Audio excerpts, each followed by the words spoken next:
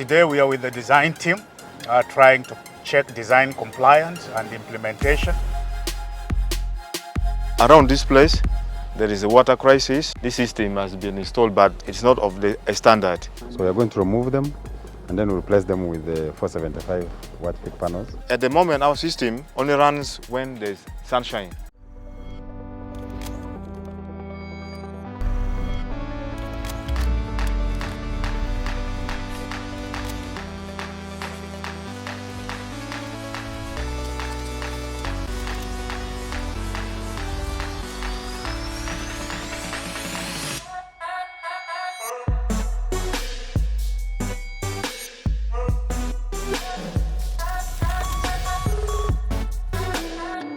Welcome back to another YouTube video. Sorry, I'm on my balcony, just finished work, knackered. Anyway, this video you're going to see a lot in the field.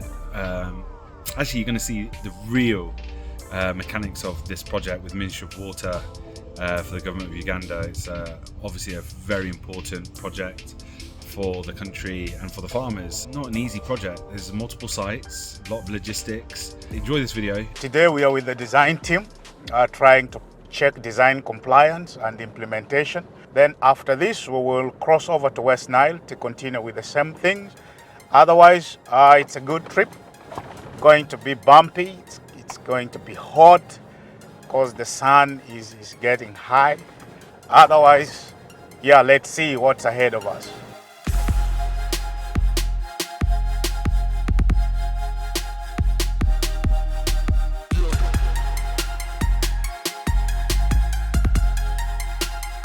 We paid here a courtesy call just to let them understand that we also have a system here which is supposed to be developed, and they have to put it in their plan if the next planning that they are going to do the design. When it is confirmed, we shall come back and present to you the design. You put in your input, then the construction may commence. This land was belonged to somebody, so now you wanted to use it. That's why the fence is not there, and you can even see the baking potatoes done for it. We are proceeding to Agago District Water Office.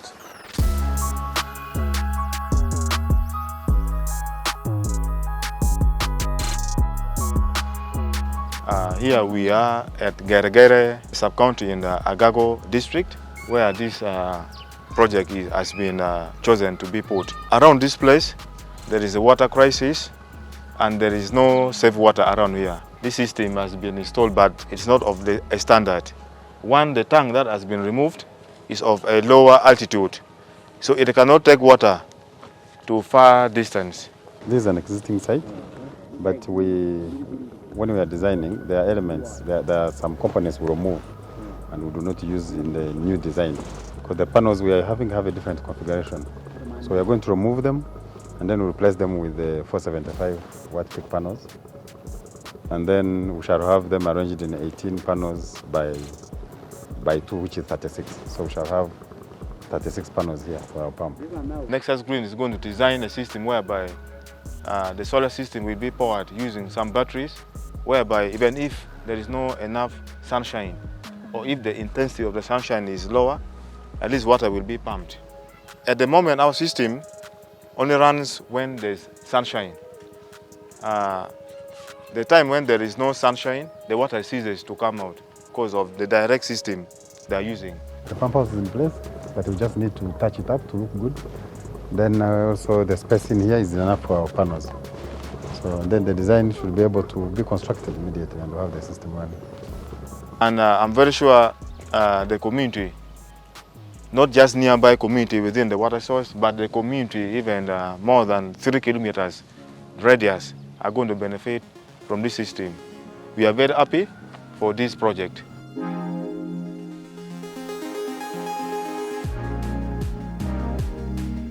Hello, morning, welcome.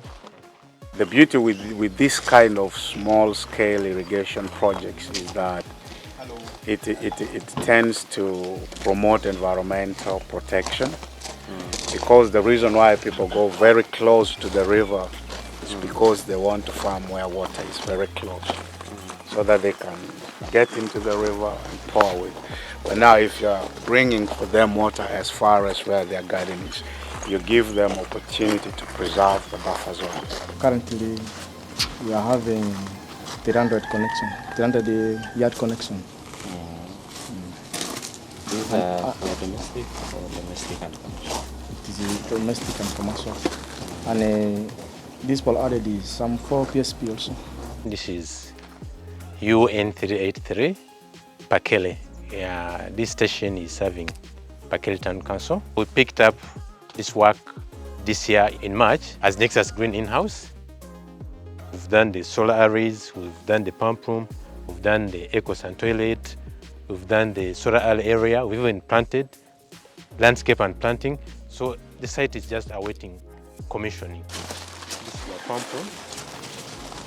We are extracting water from borehole down there. We have a automatic pump room there. We've pushed the water right away from the pump room to the reservoir and even connected to the existing distribution system. And we've done PSPs, and right now water is flowing. This installation, this site, it was completed, the actual works were completed in June. The reservoir is 150 cubics, that's 150,000 liters. You know, when the system is on, anything can happen, so you have to be here to monitor when the system is running. Generally, the systems have the same setup, and the purposes are the same if it is water supply or irrigation. Yeah, because the other one in Chegego, I think they told us that there is a system like a dashboard or it's at Ministry of Water. If anything fails, they can be able to see that. And Yes, even if here, you have that, those are some of the things they will, I think, incorporate at a later stage, so that there is remote monitoring. So tentatively, we are just waiting for commissioning. Everything is set. So how many people that it serve? The area is designed to serve 24,000 people by the end of the year.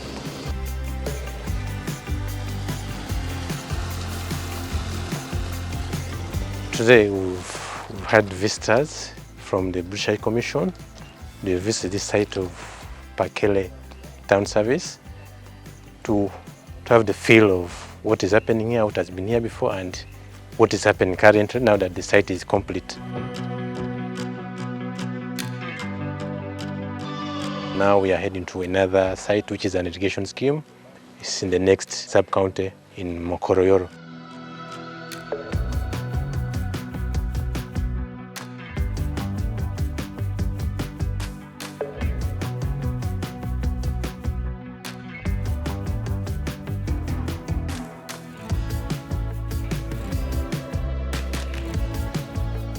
The system was existing. So they had a smaller reservoir of 50 cubics. So this is the new one, which is 150. That is the one we are supplying to this new station. The other one is being supplied by the old station to know how much. Yeah, how much water has gone out, so that you can estimate how much you need to correct in river. Down there at the pump room, we have a bulk meter. We also have a bulk meter that is monitoring how much is getting out of the pipe here in that chamber. So this is the meter you are talking about? For O&M, what we see is the district possibly to take part in preserving the source. The source needs a proper watershed management. If not, it would impact the long run.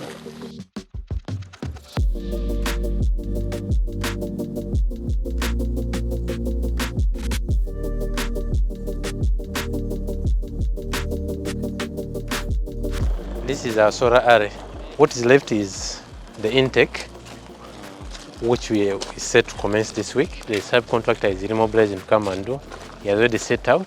He's only mobilizing what he needs to use, the materials. We are going to irrigate an area of 5 hectares. There is always legally an environmental flow that you have to maintain, and that's what we are monitoring clearly, carefully, to ensure that, yes, the downstream biodiversity, aquatic biodiversity are not impacted. Legally, the government recommends about 100 meters for major rivers and 60 for minor rivers to 30 for small like these ones. It's about 20 meters, which is sufficient for this level of. And if you look at this terrain, it's not as steep as its other sides that accelerates and exacerbates surface runoff. You see that it's gently sloping. Kakati yao, what is the deepest part wetugenda okutapinga. Ate okusinzira ku level zetwa, we went a meter below the bed, the river bed. Project has aspect of agronomy, which is practically teaching people on how to utilize those agro inputs. So now here there is a group of farmers that was trained. They are the ones going to manage the system. The minor activities are basically for the community, but then the major repairs can be taken in by the district and the ministry. You need to compare it with the design. Because if we have given you, when you go there, now the cutting there is different from cutting here. Yes. Because there is a bit raised, you can see, and even this terrain change. So we need to be exact to, otherwise we shall be telling you to cut 2 meters, yet for you have 3, because it's a different place.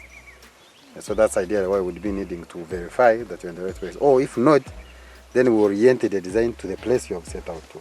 If we agree with the setting. And tell you how much do you need to excavate? And we shall be able to tell you those levels. Okay. I'm also happy with the farmer.